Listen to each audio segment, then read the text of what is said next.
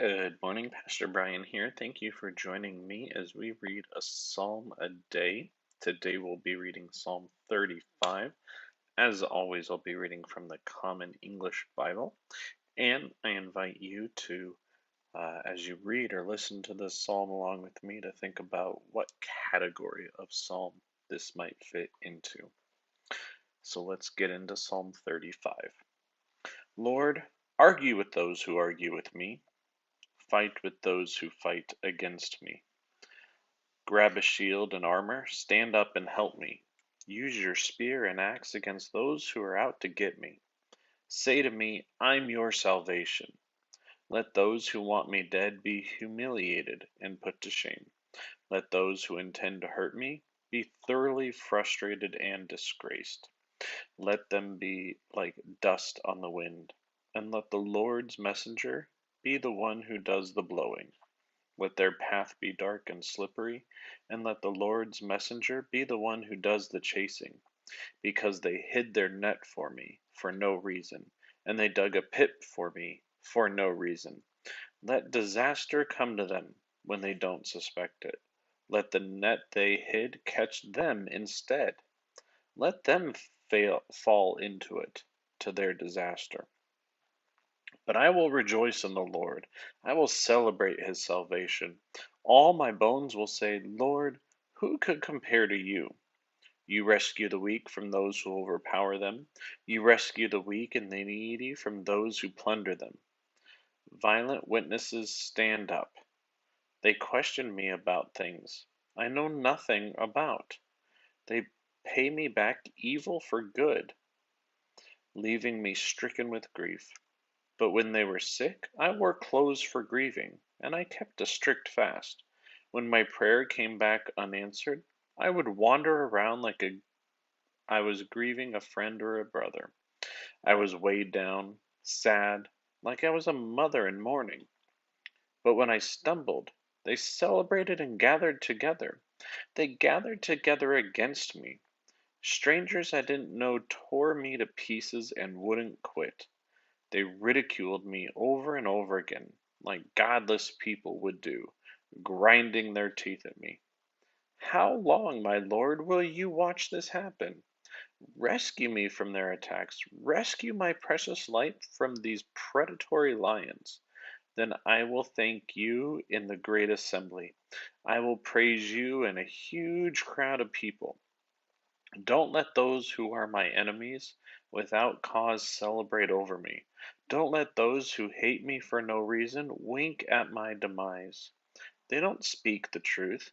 Instead, they plot false accusations against innocent people in the land. They speak out against me, saying, Yes, oh yes, we've seen it with our own eyes. But you've seen it too, Lord. Don't keep quiet about it. Please don't be far from me, my Lord. Wake up, get up, and do justice for me. Argue my case, my Lord and my God. Establish justice for me according to your righteousness. Lord, my God, don't let them celebrate over me. Don't let them say to themselves, Yes, exactly what we wanted. Don't let them say, We ate him up. Let all those who celebrate my misfortune be disgraced and put to shame. Let those who exalt themselves over me be dressed up in shame and dishonor. But let those who want things to be set right for me shout for joy and celebrate. Let them constantly say, The Lord is great. God wants his servant to be at peace. Then my tongue will talk all about your righteousness. It will talk about your praise all day long. That is the end of Psalm 35. What did you hear? What do you think? What kind of stuck out to you? Uh, what was the thing that really made you think?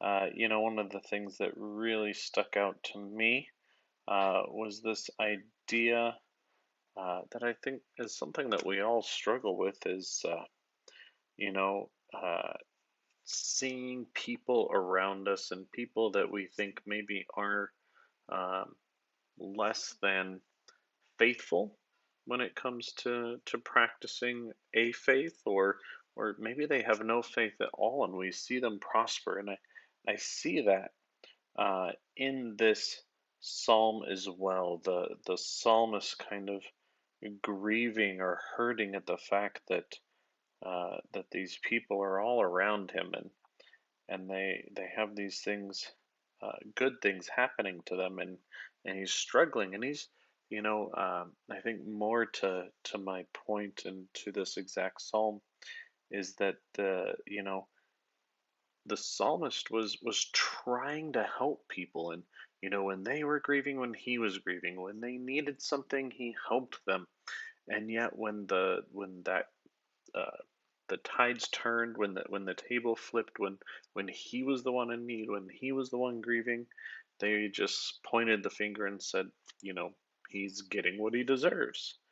And that can be really difficult and really hard on us. I think anybody, I don't think there's anybody that would say that doesn't hurt, and it's not a difficult thing to go through. Um, and so that's what really stuck out to me, and just recognizing that it's not about them, and we shouldn't give them focus. We shouldn't give them credit, but we should give God credit when God comes and walks us through that difficult process. And that is the blessing that we see, and that is where our hope and our focus should be on. So that's what really kind of stuck out to me today. I want to thank you for joining me. I want to encourage you to write down what you got out of today's lesson. I want you to share it with a friend, share it with us. Take care of yourselves. Please stay safe. God bless, and I hope you can join me tomorrow.